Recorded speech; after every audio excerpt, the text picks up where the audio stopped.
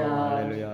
할렐루야. 우리 강성모 형제님 오늘까지 이 만남의 축복을 허락하신 하나님께 감사드리고 언젠가 또 우리가 이렇게 만나는 이 만남의 축복이 있기를 소원하고 기도하겠습니다. 오늘 3월 마지막 주입니다. 우리 이제 다음 주는 4월에 가서 만나야 됩니다. 할렐루야. 이제 한 해 몇 분이 갔어요? 그렇죠? 4분의 1이 갔죠? 3월까지 갔으니까.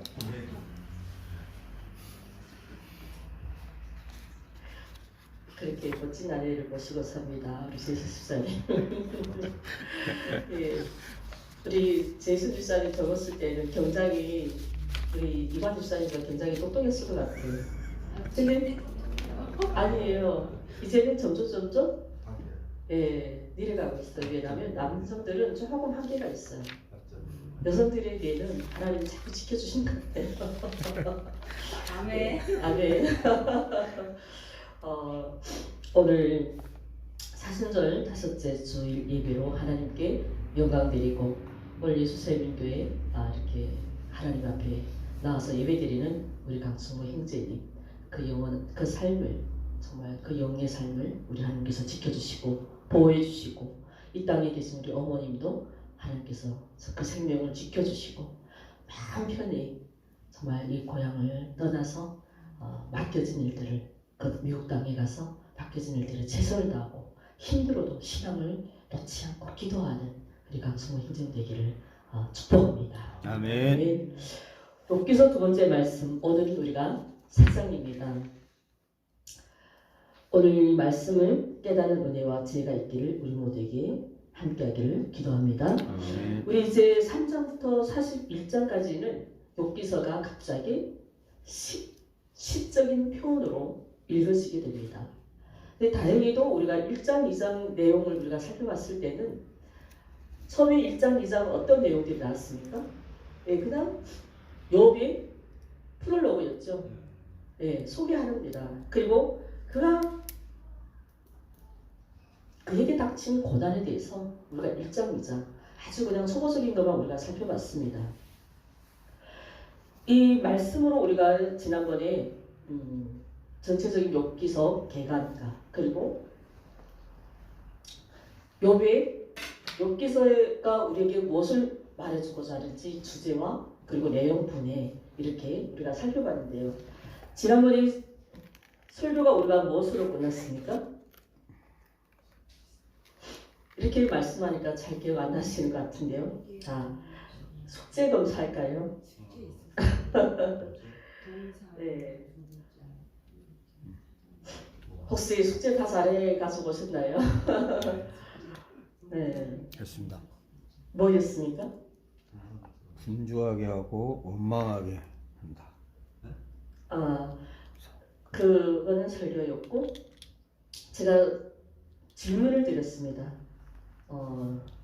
어떤 질문이에요? 단어라고 했어요. 동사라고 했어요. 다. 한 글자하고 두 글자라고 했습니다. 네. 찾았어요? 한 글자? 뭐입니까? 사단의 한계라고 했어요.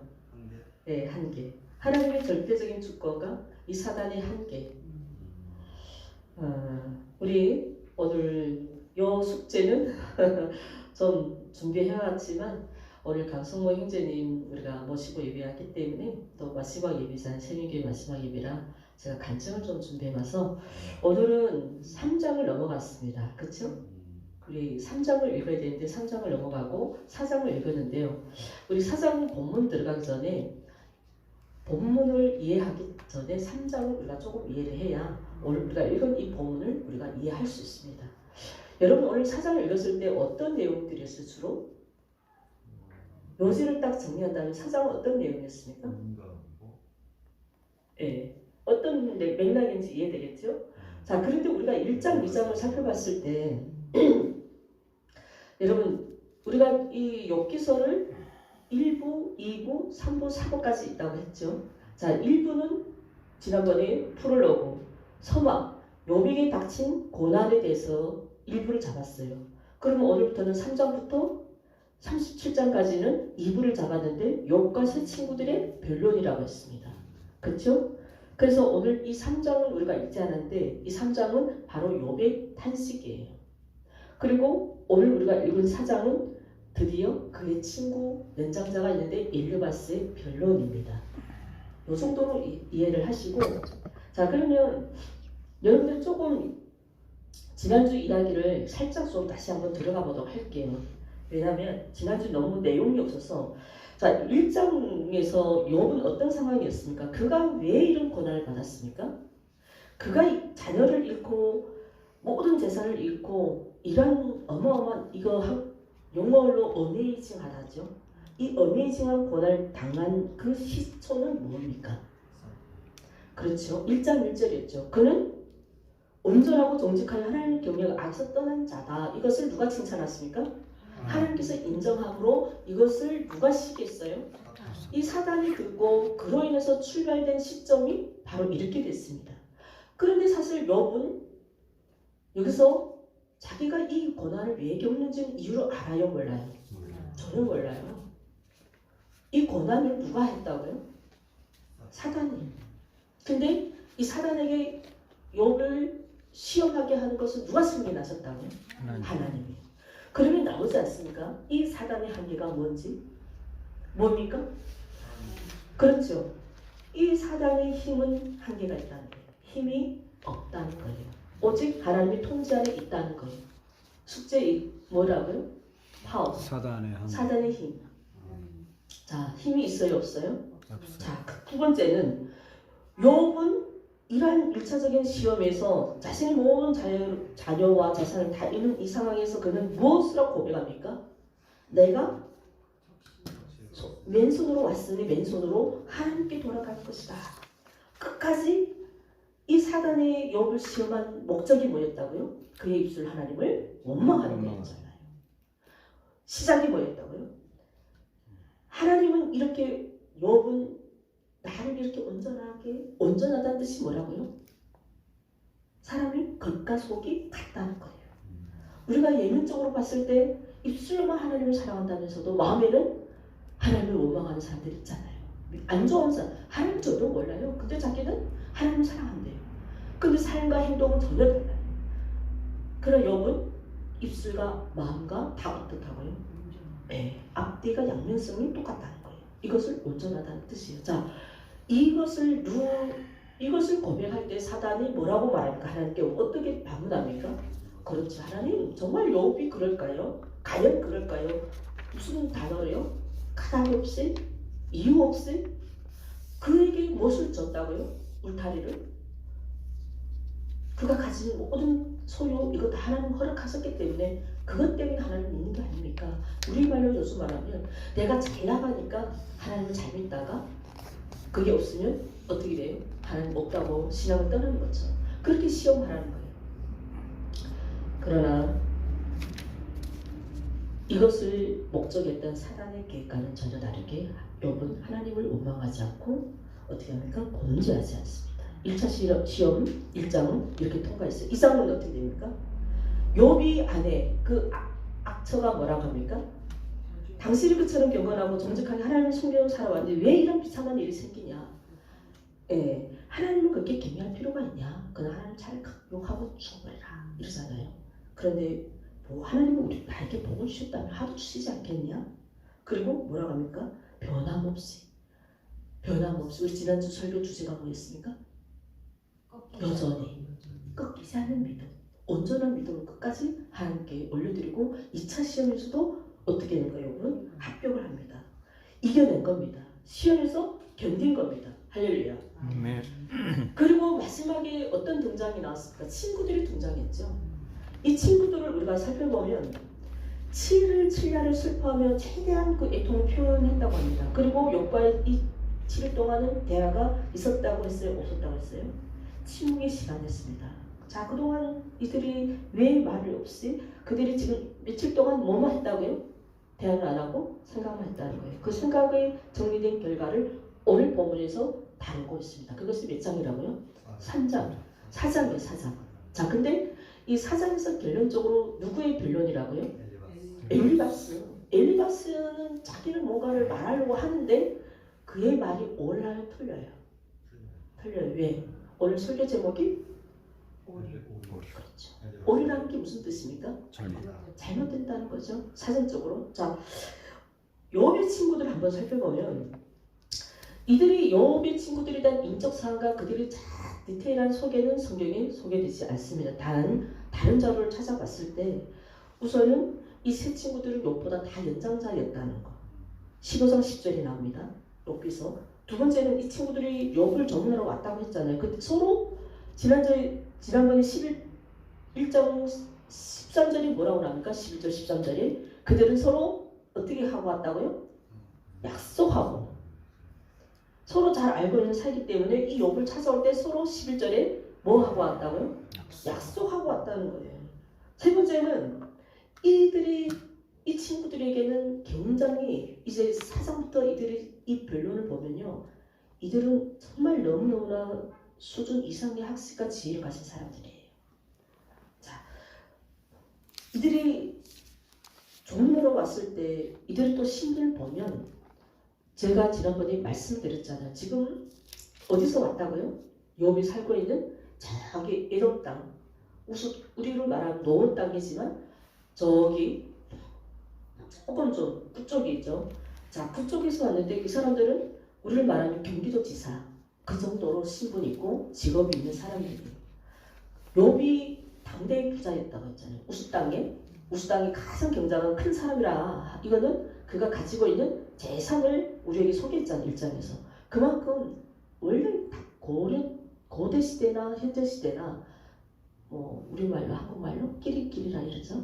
좀 있는 사람들끼리 그런 게 있죠. 또 배운 사람들은 배운 사람들끼리 어쩔 수 없는 것 같아요. 그런 건. 자, 욥이 가지고 있는 재산이 많다 보니까 거기에 비대칭이 맞는 사람들이겠죠. 그리고 그 정도로 수준이나 학식을 가진 사람들이 와야 그 욥과 대화가 되겠죠. 자, 이런 지금 친구들이 찾아왔습니다. 그런데 네 번째는 이 친구들 보니까 1장, 2장, 3장까지는 안 나오지만 이들이 전반적인 신앙을 우리가 봤을 때 히브리 신앙을 가진 신앙인들이에요. 비록 욥이 가지고 있는 이 신앙만큼은 그 믿음이 똑똑하진 않지만 이들은 상당한 수준 지식을 가지고 히브리 신앙을 가지고 있었던 사람이에요. 이 친구들이. 그러나 이들의 신앙은 그 욥의 믿음보다 구원에 이르기까지 그 단계가 있다고요? 없다고요? 없어요. 믿음의 신앙의 수준이 욥보다는 단계가 위에요? 아래예요? 아래. 3장에서 지금 우리 3장이 들어왔습니다. 친구를 우리가 조금 요 정도로 좀 신뢰식을 좀 살펴보고 3장에 들어왔는데 1장, 2장까지는 욥이 2차 시험에서 사단하고 이겼습니다. 3장에서는 드디어 욥이 자기를 탄식해요. 3장 1장을 2절에 볼까요? 우리 1장, 2장은 우리가 꺾이지 않는 이 욥의 믿음을 살펴봤잖아요. 이 3장은 한마디로 욥의 탄식, 극심한 대조를 이룹니다. 왜 그가 탄식할까요? 지금 저항을 하고 있고요. 욥이 자기한테 자기를 저항을 하고 있어요. 1절에 뭐라고 말합니까? 3장 1절에 그렇죠. 무엇을 저주한다고요? 생리를 저주해. 구후란 말은 이 장에서 욥의 세 친구들이 찾아온 그날부터래요. 7일 동안 이들이 무언의 시간을 가졌다고 했잖아요. 그 일주일 만에 드디어 이 말을 침묵을 깨고 욥이 드디어 입을 여는데 그 입술이 무엇을 저주한다고요? 생리를 저주한다는 거예요. 뭐라고 욕합니까? 내가 태어나지 않았으면, 그렇죠? 3절 볼까요? 내가 태어나지 않았더라면 3절부터 9절 나오죠. 그리고 10절부터 19절에 내가 못해서 죽었더라면, 내가 엄마 배 안에서 내가 죽었더라면, 어마어마한 말입니다. 그리고 20절 볼까요? 내가 지금이라도 죽어서 무덤에 들어갈 수만 있다면.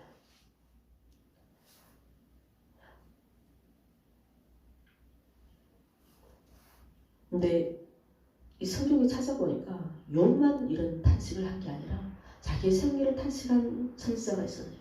그가 누구예요? 가장 선지자 중에서 고난받은 선지자가 있다. 우리 누구를 기억해요? 예레미야. 아이고 정말 멋지십니다. 자기 생애를 조소하는 산신합니다. 예레미야 20장 14절 18절. 그리고 오늘 우리가 이 3장에 우리가 욥을 그냥 욥의 상황에서만 이 글씨를 읽으면 우리는 전혀 상관됩니다. 그러나 내가 욥의 입장에서 오늘 이 3장 읽으면 정말 내 상황이 그대로 하나님이 나에게 주신 이 상황에 그대로 반영됩니다. 자, 욥이 지금 이 3장에 들어와서는 굉장히 뭐 하는 모습이에요? 두려워하는 모습이에요. 육신적으로 사실 그는 어마어마한 고난을 겪었지만 사실 지난번 1장에 뭐라고 했어요? 내 주변에 고난으로 우겨싸움을 둘러싸일 때 이 하늘은 막혀있다고 열려있다고요? 열려있어요. 오직 하나님은 나를 더 보는 시선이 깊어진다는 거예요. 지금 영적으로 하나님은 그를 더 지켜보고 있다는 것이에요. 그리고 하나님 20절에 뭐라고 말하면 욥에게 생명의 빛을 주신다고 합니다. 3장 20절에. 그리고 그 모든 재산 다 가져갔지만 하나님은 사단에게 뭐만 건드리지 못했습니까? 몸, 그의 생명. 그러니까 욥이 지금 자기 생리를 조소하고 내가 죽기를 바란다고 그가 죽을 수 있는 것이 아니라는 거예요. 내가 지금 못해서 죽겠다고 소리 질러도 그게 자기 뜻대로 되지 않는다는 것을 3장에서 보여줍니다. 그리고 욥이 왜 이런 무서움 가운데 온습해 있습니까? 왜 그에게는 이 평온과 안식이 없어지고 시간이 자꾸 갈수록 두려움과 불안이 이제 점점 1장, 2장, 3장까지는 아주 정말 보기 좋아요. 욥에 대한 믿음의 신앙이, 고백이. 그런데 여기서부터 지금 너무너무 사람이 너무 문제에 모르니까 내가 진짜 뭐가 올까? 살짝 부러워하는 거예요. 여기서 욥의 지극히 연약한 모습을 보여줍니다. 3장 막바지에 가서 26절에. 그리고 욥은 이 상황 가운데서도 이 절망 가운데 있는데 이 상황에서 지금 우리가 어디를 넘어가야 될까요? 4장으로 돌아옵니다. 자, 4장에서 드디어 욥이 지금 이렇게 자기 생리를 조소하는 이 상황 가운데 엘리바스가 드디어 등장해서 4장 1절에 뭐라고 합니까? 어느 사람이요?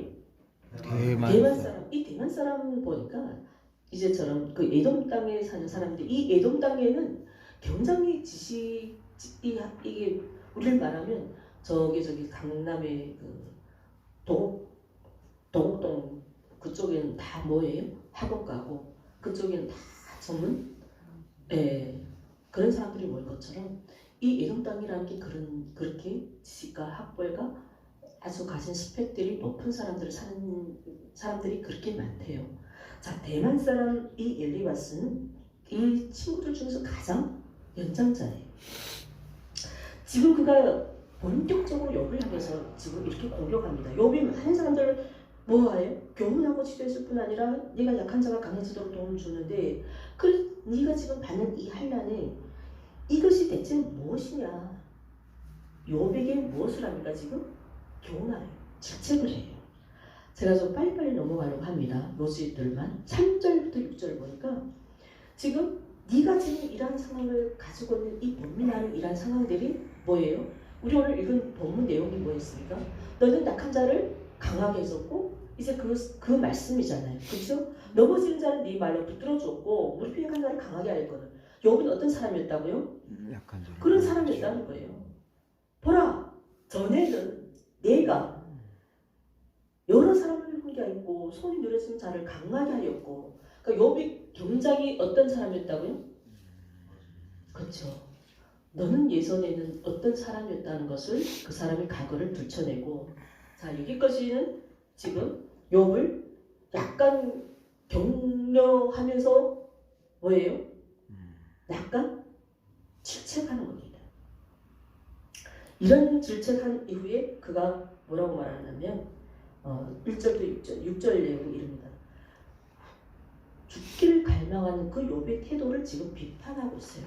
죽기를 각오한다는 건 이제 3장에서 그가 뭐라고 고백했다고요? 내가 차라리 죽었더라면 내가 못해서 죽어서 이 세상에 태어나지 않았더라면 이것에 대한 욥에 대한 훈시를 지금 하고 있어요. 그러면서 예를 들어서 욥이 싫어할지라도 자신은 이 말을 하지 않으면 내가 도저히 이 상황을 보고 내가 내 말을 안 할 수가 없다. 이것이 12절의 말씀의 그 말씀이에요. 누가 내게 말하며 내가 실증을 내겠느냐? 누가 참고 말하지 않겠느냐? 지금 엘리바스는 뭐래요? 도저히 내가 네 상황을 보고 내가 말하지 않고는 내가 못 견디겠다. 이 말이에요. 그리고 고난당한 사람을 너는 참 네 주변에 어려운 사람을 고난당한 사람을 위로해놓고 그리고 경계할 것을 자랑해놓고 온전한 길을 소망해놓고 이게 뭐냐? 너는 다른 사람을 위로했으나 너는 정작 네 자신을 위로하지 못했지 않냐? 자, 이것을 우리는 뭐라고 봅니까? 욥에 대한 고난을 자신의 주장을 어필한 것 이것을 우리는 뭐라고 해요? 욥기서 우리 지난 새벽 아침 묵상에 제가 인과응보의 교리라고 말씀했던 기억나십니까? 지금 엘리바스는 이것을 적용시키는 거예요. 욥에게 7절 말씀 볼까요? 우리 7절 말씀 함께 읽겠습니다. 시작. 생각하여 보라. 죄 없이 망한 자가 누구인가? 정직한 자의 끊어짐이 어디 있는가? 자, 오늘 말씀의 요지입니다. 자, 뭐 해보래요? 자, 생각해봐라. 보라 하는 건 기억하라 이거예요. 이런 식이지요. 내가 봤을 때는 내가 우리 정황희 권사님한테 이러는 거예요. 권사님, 자, 이제 한번 좀 생각해 보세요. 내가 볼 때는 권사님이 어쩌고저쩌고 하면서 내 주장을 지금 가스라이팅 시키는 거예요. 이게 지금 엘리바스가 욥에게 하는 행위예요. 자, 봐라. 이게 다 어디서 나온 생각이에요? 엘리바스가 자기가 살아온 저 친구니까 이 친구를 통해서 예전에는 욥이 어떤 사람이었고 그러나 지금 이게 뭐냐? 내가 예전에 이런 사람인데 지금 이렇게 된 거 7절에서 뭐라고요? 죄라고 단정을 합니다. 8절 가서 등등도 하죠. 8절 가서 뭐라고? 악을 뭘 간다고요? 악을 깎고 독을 뿌리면 하나님 이 죄 때문에 네가 받은 심판이야.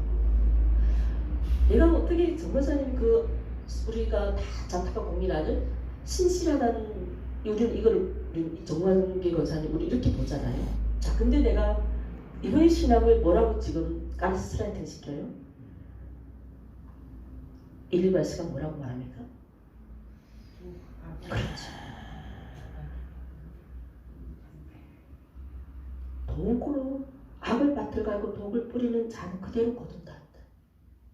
내가 지금 권사님이 이렇게 망한 거는 하나님은 온전히 믿지 않았기 때문에 이게 얼마나 위험한 말입니까? 큰일 나죠.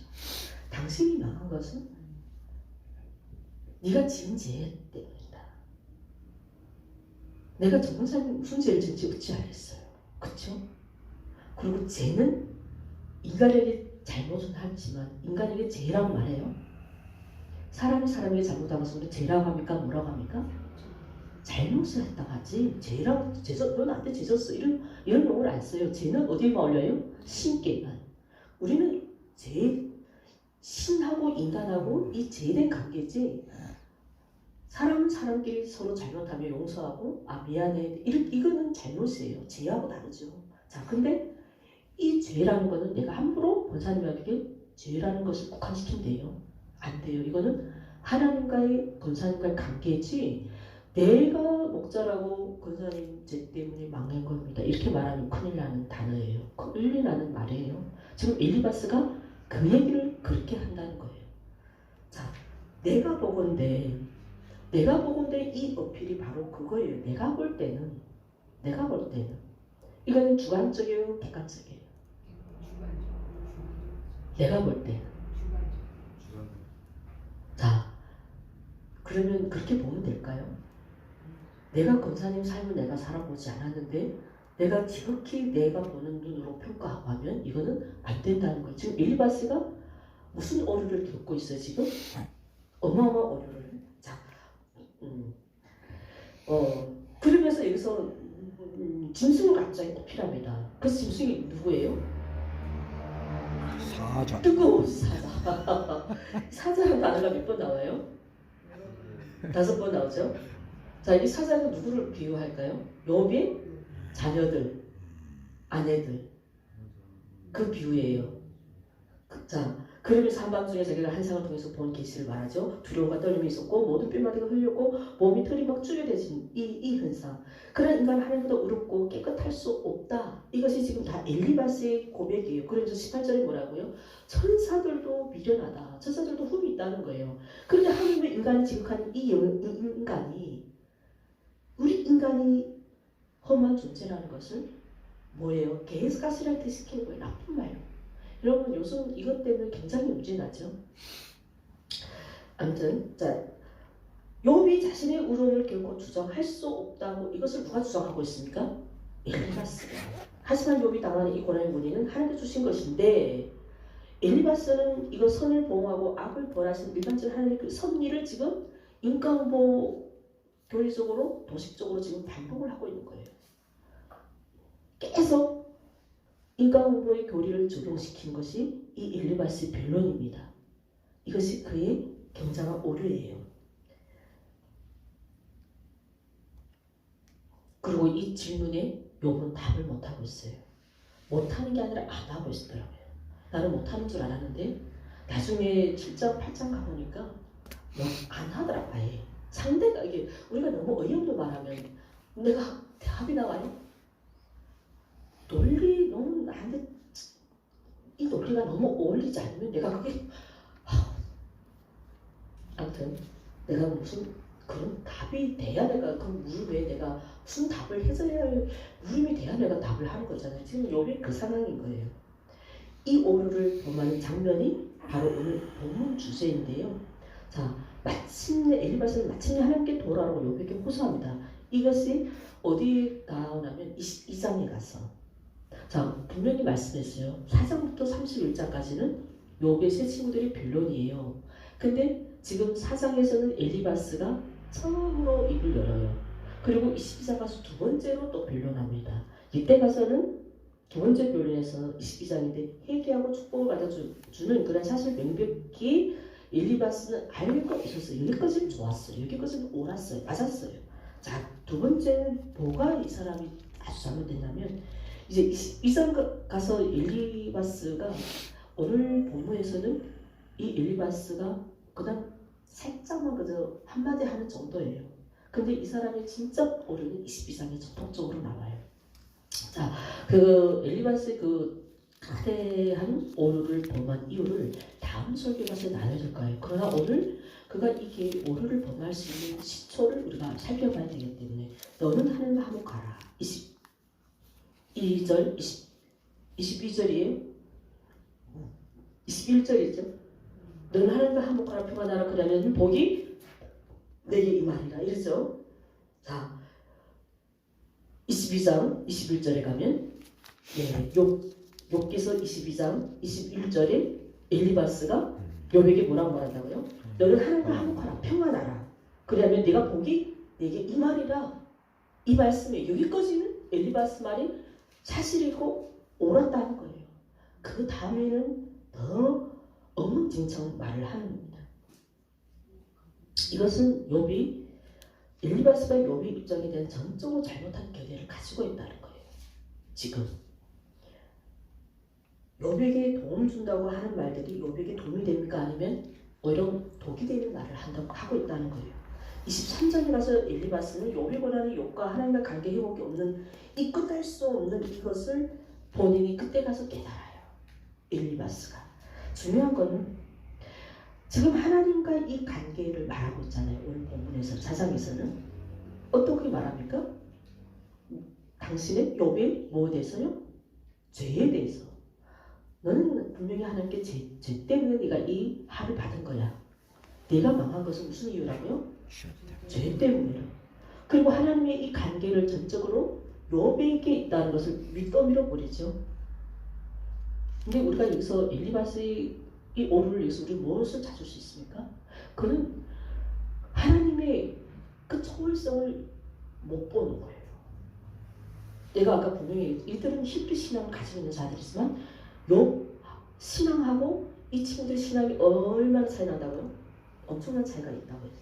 지금 엘리바스는 욥에 대해서 본 자기가 경험한 지식적인 자기가 배운 그 시야에서 욥을 정죄하고요. 하나님의 그 초월성을 못 보는 거예요. 이게 엘리바스의 오류예요. 왜? 하나님의 주권을 높였지만 그 말에는 다 하나님의 주권을 높인 듯 보였지만 사실은 하나님의 은혜에 대해서는 한마디도 없잖아요. 다 뭐예요? 지적하잖아요. 다 질책하고 교훈하는 거잖아요.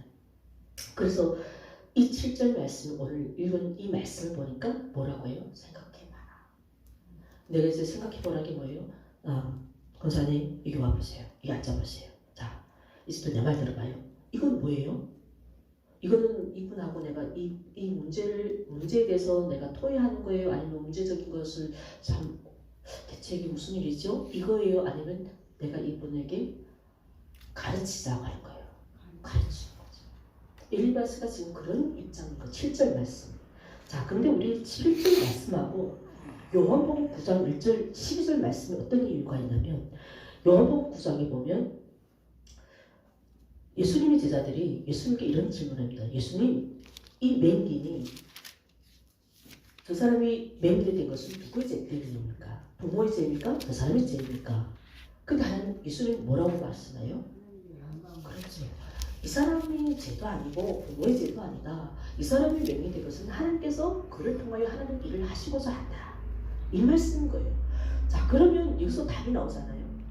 엘리바스의 굉장한 이 오류를 범한 이 그의 행동이 무엇인지 답이 나오잖아요. 욥이 지금 겪고 있는 것이 죄가 아니라 하나님은 욥에게 주신 이 고난을 통해서 이제 시작이 뭐였어요? 하나님은 끝까지 욥은 온전하고 그의 꺾이지 않는 믿음을 지킨 그의 신앙을 존중했었잖아요. 그게 보응을 하는 지금 욥이잖아요. 그래서 사단은 그를 이렇게 다 가져가면 하나님이 묘할 것이야. 이게 지금 작은 시작이 친구들이 밀가루 안에 이게 부풀어 오는 그게 뭐예요? 이스트처럼 이렇게 가득하게 부은 거예요. 사실 1장 이상 보면 큰 문제 아닌데 이 문제를 3장부터 31장까지 누가 문제를 만들어요? 친구들이. 자, 오늘 요지가 나왔습니다. 예수님이 죄 때문이 아니라고요. 그리고 이 9장이 마무리거든요, 사실. 근데 그 앞에 5장에 보면 예수님이 또 베데스다 뭐 생각나요? 베데스다 뭐. 자, 이것은 히브리어 말로 베데스다 못인데 이것은 한국말로 뭐냐면 양문 곁이에요. 베데스다 못에 누구를 치료합니까? 그렇죠. 38년 된 병자를 치료할 때, 자, 여기서 예수님이 뭐라고 말씀합니까? 내 안에 너는 죄를 범하지 말라고 하죠. 물론 이 말씀은 뭐냐면 성경에도 죄 때문에 구약에도 보면 사실 죄로 인해서 가르치는 말씀이 많아요. 죄는 병을 가져오는 원인이 된다는 걸 성경에서도 가르치는 것 있습니다. 그러나 그것을 국한시키면 안 된다는 것이에요. 그러면 이 세상에 아픈 사람들, 이 세상에 그 장애인, 애를 빼면 뭐예요? 장인이죠. 이 장인들이 그럼 다 죄 때문에 장인 와요? 그건 아니잖아요. 예수님 지금 그 말씀 하는 거예요.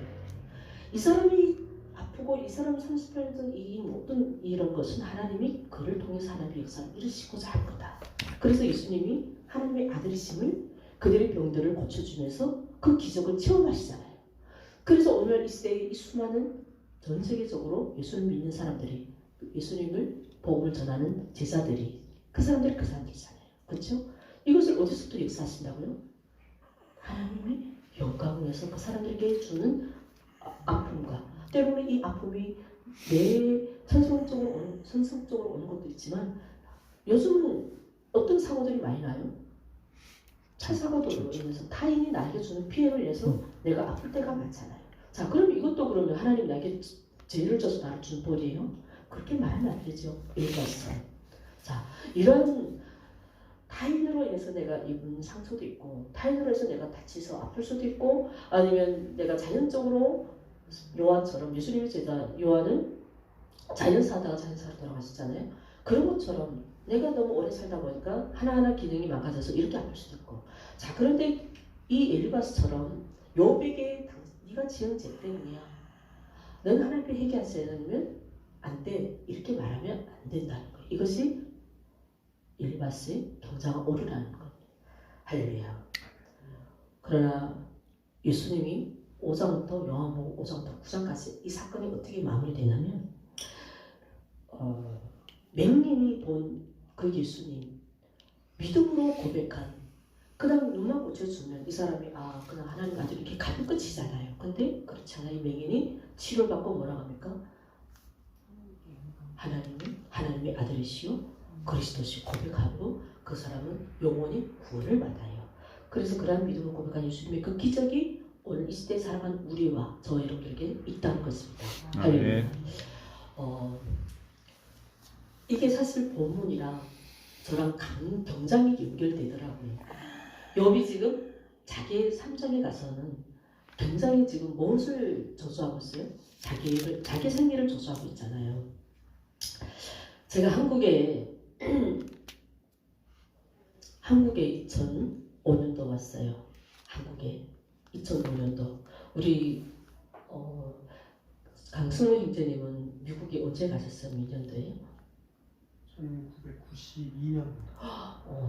그러니까 10년 이후에 내가 아기를 거의 왔네요.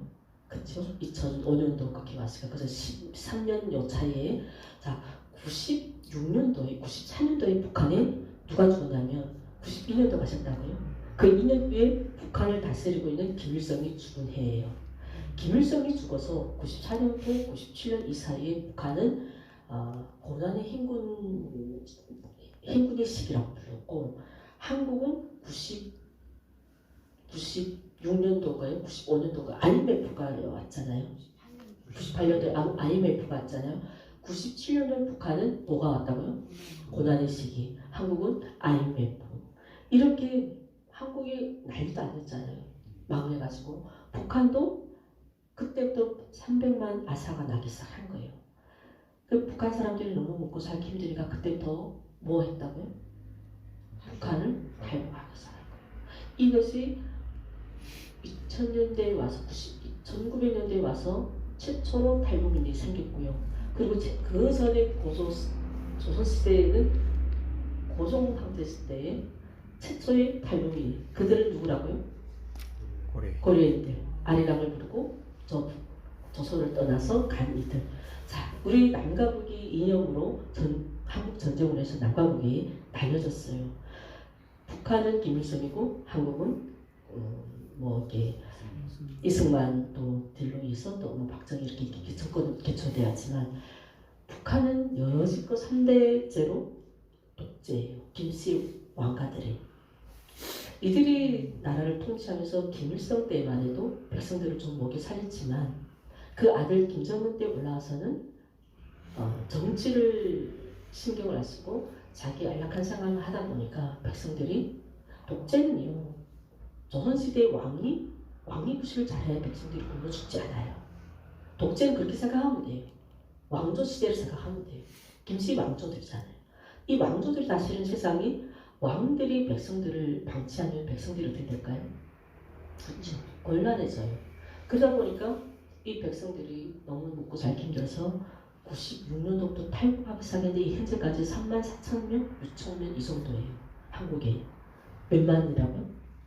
네, 36,000명이 북한 사람들이 살고 있어요. 자, 근데 이 36,000명이 이 대한민국에서 북한에서 어서 가십시오 문을 열어줘요? 안 열어줘요. 한국에 어서 오십시오 문을 열어줘요? 안 열어줘요.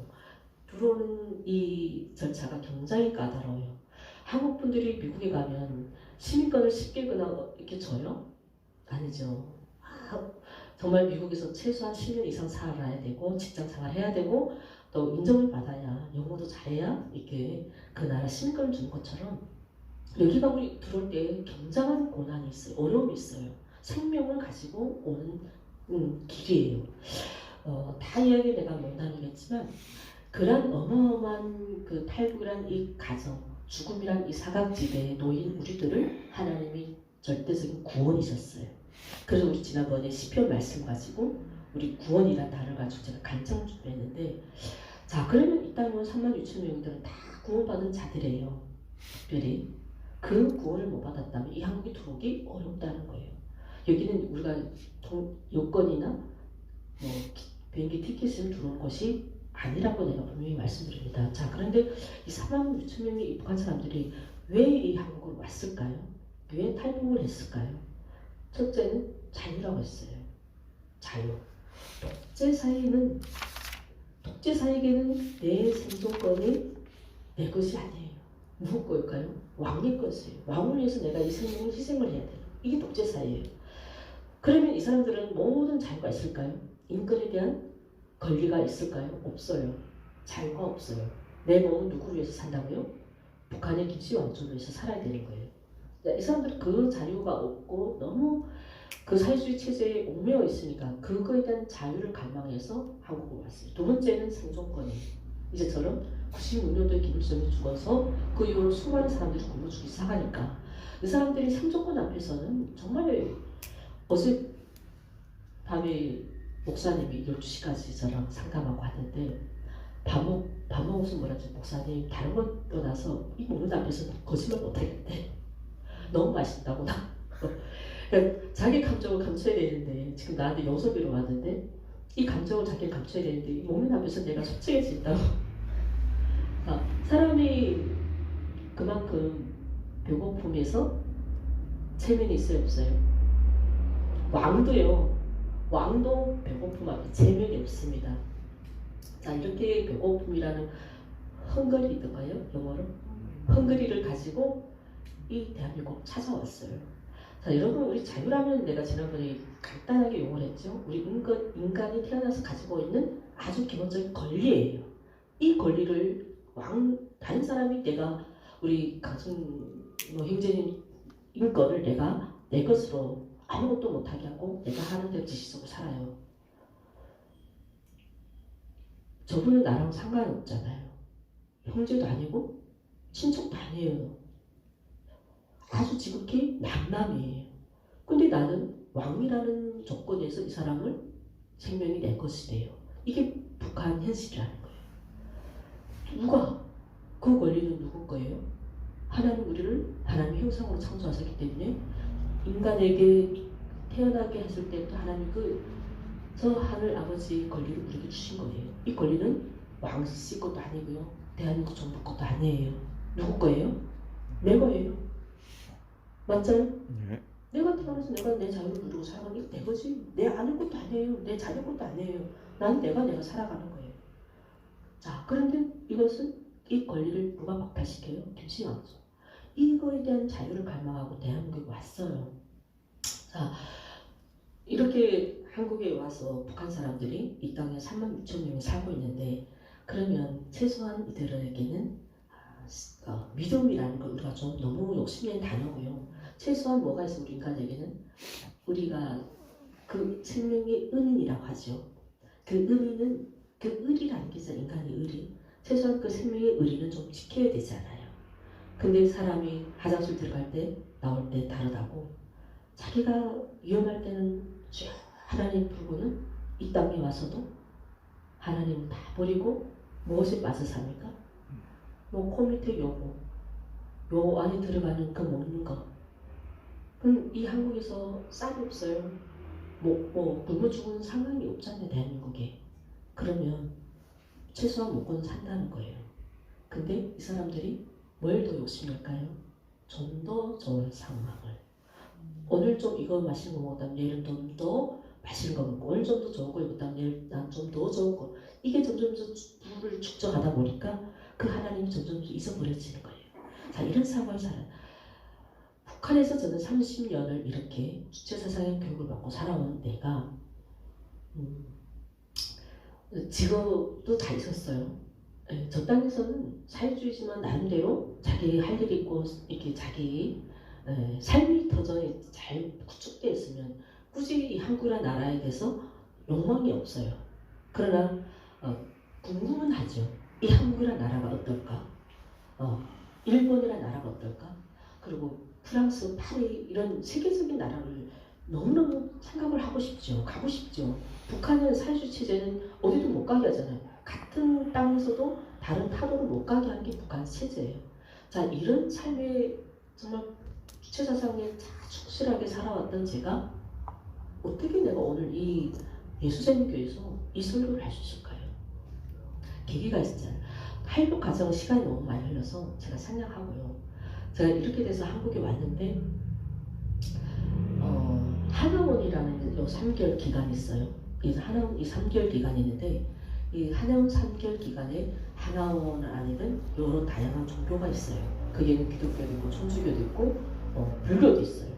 근데 제가 순찰을 했어요. 순회를 했어요. 궁금해서 한국에 이런 종교가 있다는데 어떤 종교지? 좀 순회를 하다가 기독교는 이게 기도하는 데고 천주교는 수녀님들 이렇게 머리 힘쓰고 불교가 아니까 불교로 왜 가냐면 불교에서는 오징어를 줘요. 마른 오징어 있잖아요.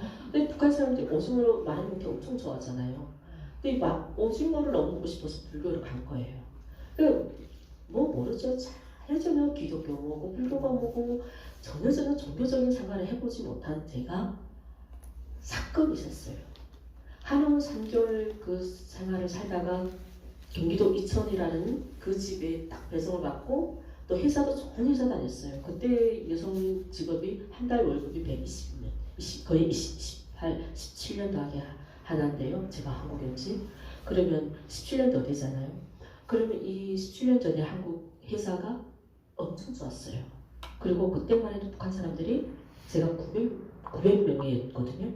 그 통일부에서 우리에게 우리를 보호 결정 그런 걸 주는데 번호를 주는데 제가 900 몇 명이더라고요.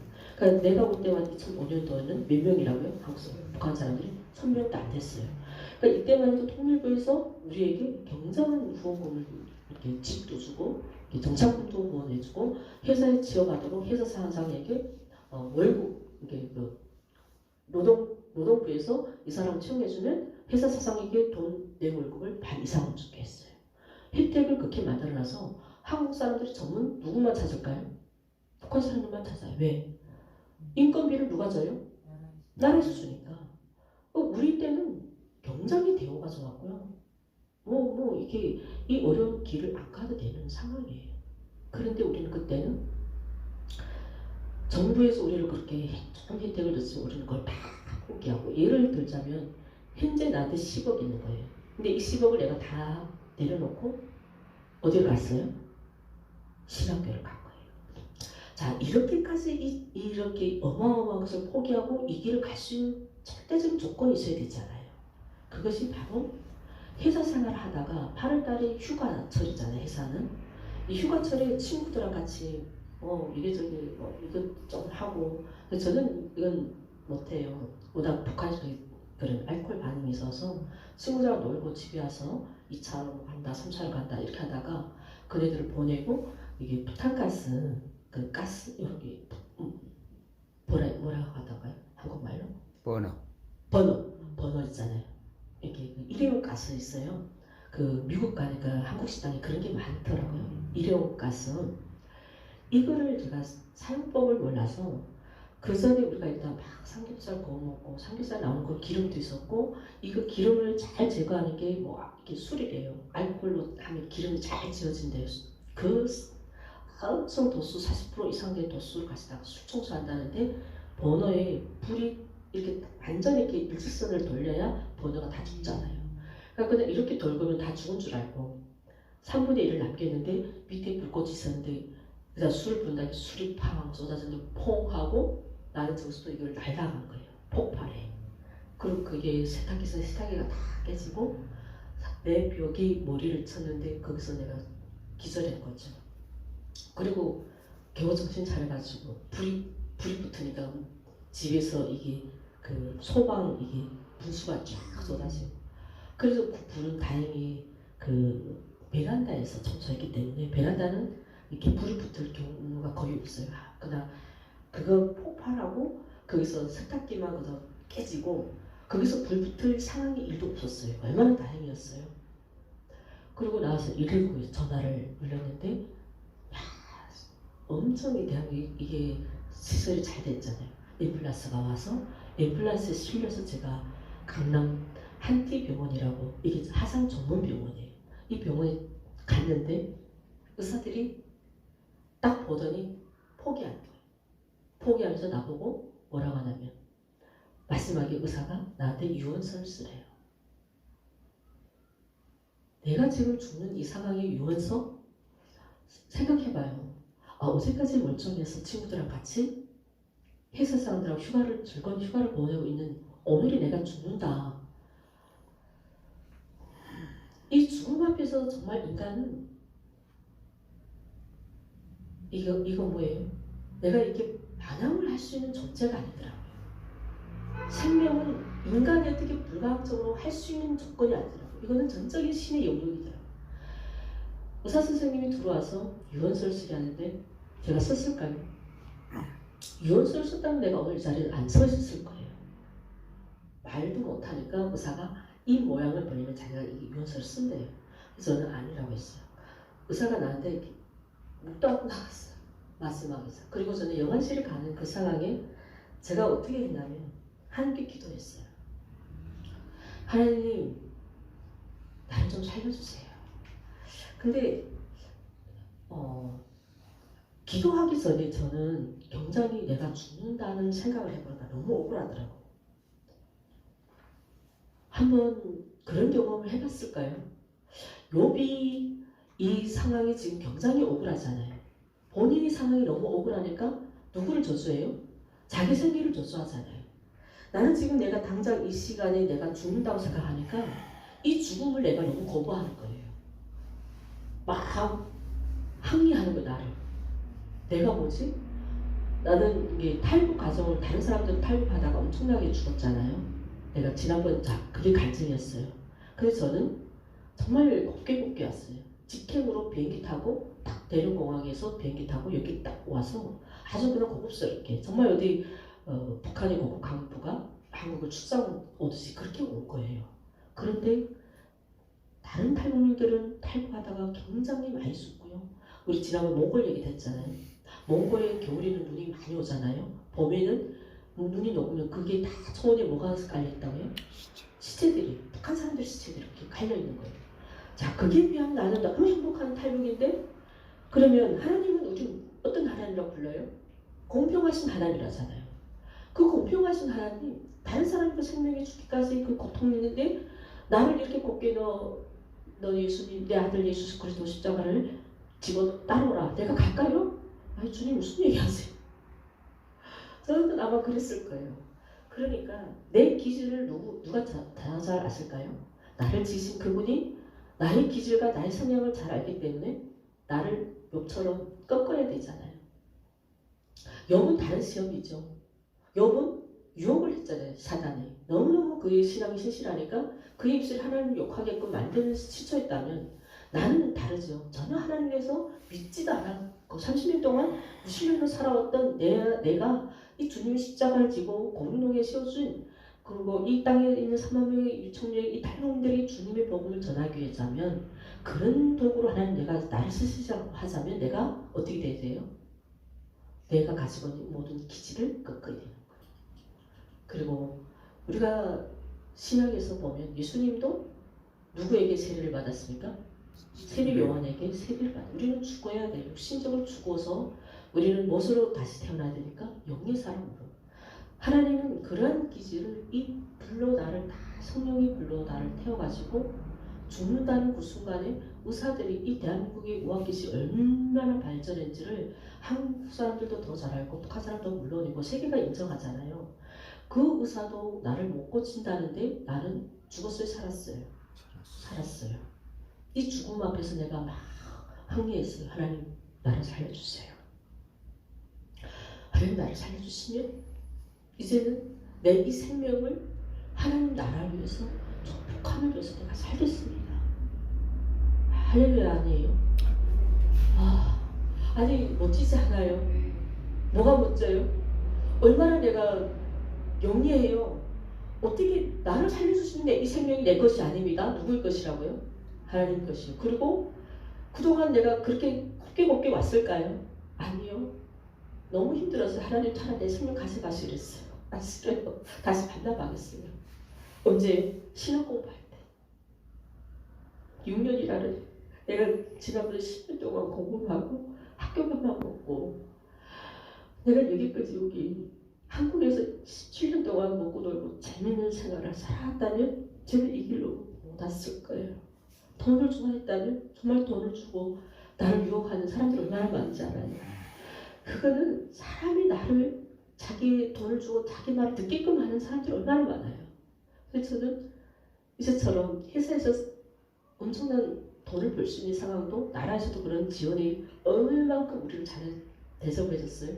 그런 현재 시가를 15년 가치를 다 버리고 아무도 인정해주지 않는, 아무도 보호해주지 않는, 아무도 알아주지 않는 그곳에서 십자가만 붙잡고, 그래서 저는 진리를 알았다는 거예요. 나는 이 얘기를 하고 싶었어요. 우리 생명은 누구에게 있다고요? 이 사단의 한계를 내가 얘기했잖아요. 사단은 힘이 없어요.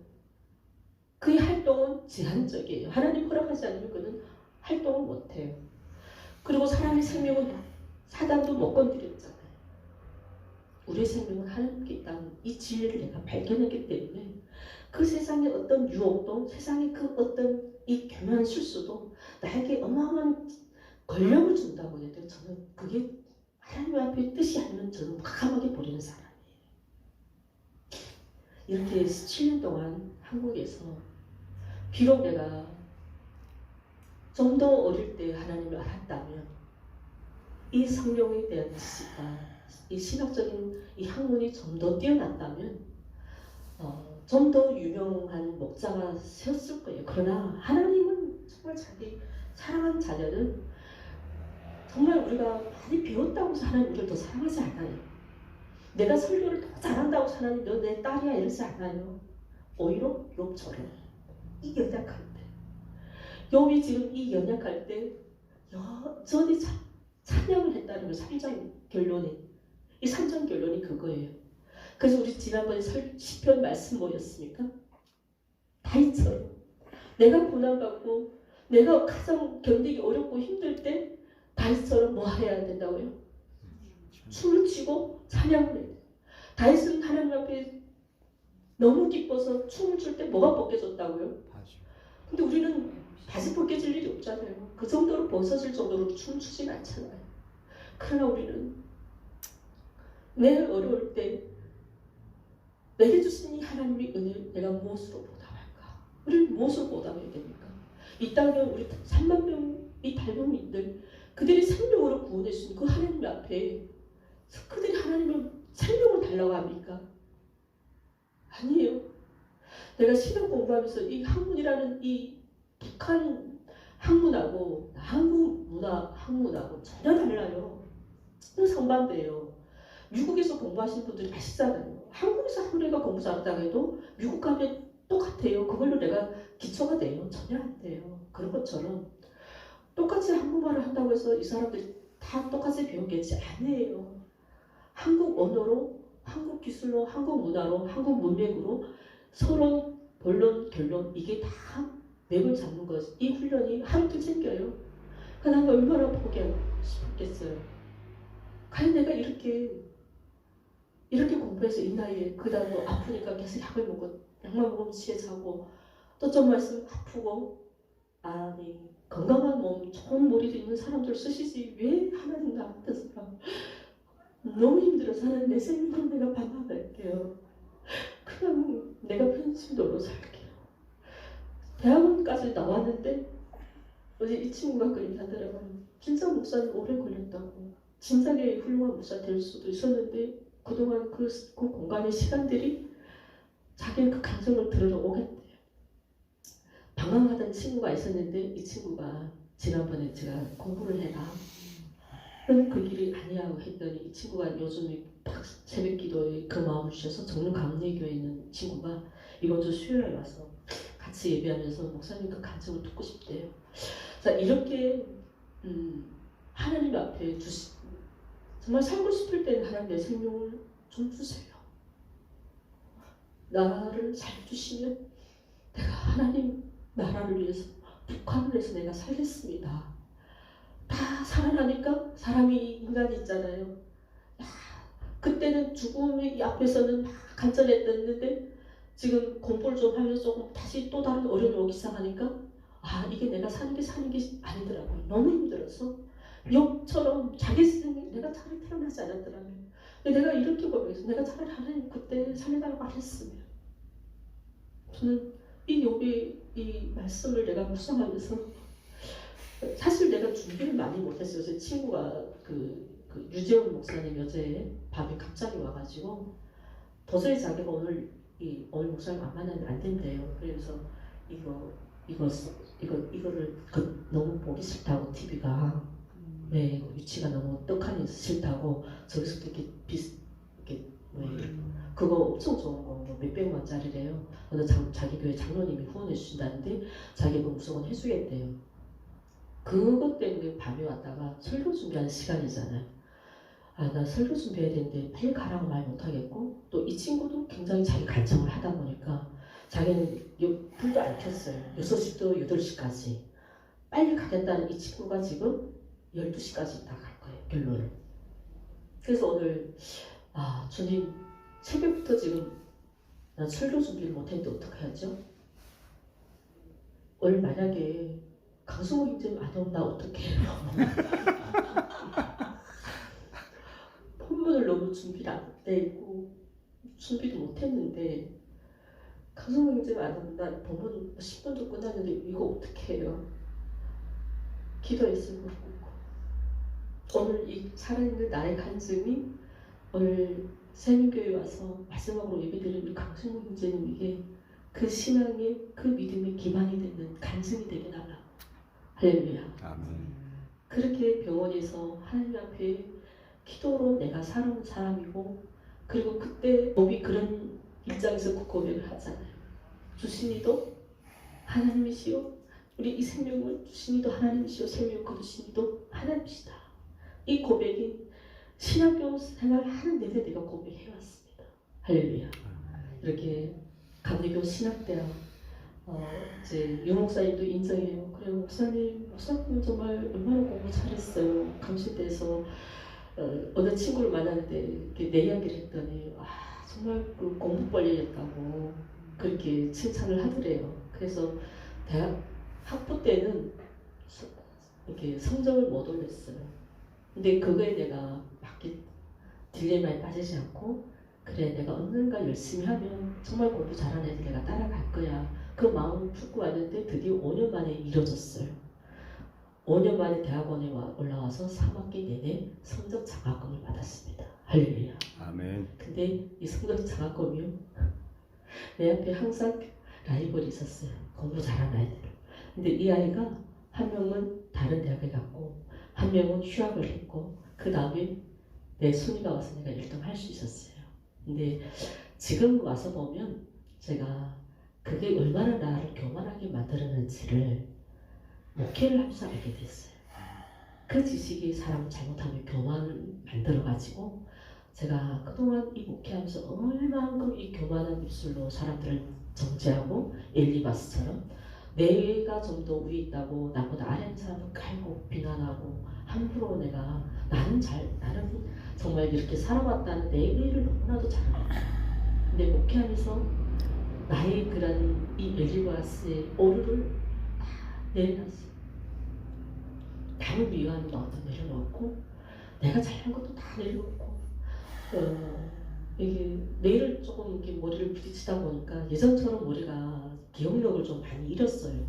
근데 하나님께 기도하면서 이런 공부로 이런 수준으로 이끌어준 건 친구지 내가 공부하고 노력한 것이 아니라 다 하나님 은혜였다는 것을 할렐루야. 오늘 이와 같은 저와 여러분들 보면 우리는 다 배운 사람들이잖아요. 만만치 않은 분들이잖아요. 근데 우리는 이제 그것이 우리 것이 아니라 내 것이 아니라는 것을 우리는 다 내려놨잖아요. 우리는 그 모든 것을 다 포기하고 정말 몇십억을 준다고 해도 내가 오늘 이 당장 재수 집사님 유명한 내가 전공했던 그걸 박사과정 준다고 해도 우리 이분은 그거를 원해서 달려갈 뿐이 아니에요. 너 아무도 없는 이름도 없는 빛도 없는 그곳에서 이 진리신 주님의 복음을 전하기 위해서 할렐루야. 우리 이 예수님이 그 빛이 예수님이 그래서 뭐라고 말씀하십니까? 그 맹인된 자가 세상에 보는 눈이니까 영적인 빛을 주셨습니까? 영적인 빛. 우리가 세상을 보는 눈을 가지고 있었던들 무슨 의미가 있습니까?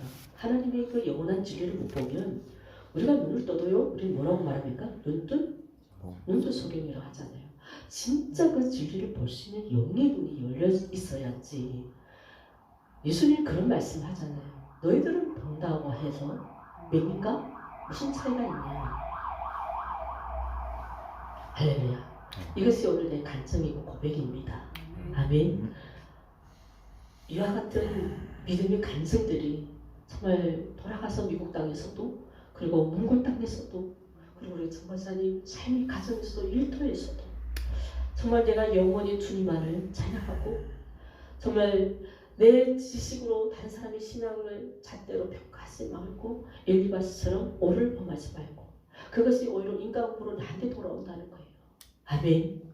우리는 이 어려움을 통해서 하나님이 위대한 일을 보이시고 사는 그 하나님의 섭리, 그 하나님의 은혜를 그것만 붙잡고 어떤 어려움에서도 주님을 다리처럼 찬양하는 춤을 추는 우리가 되기를 주님의 이름으로 간절히 소망합니다. 아멘. 기도하겠습니다.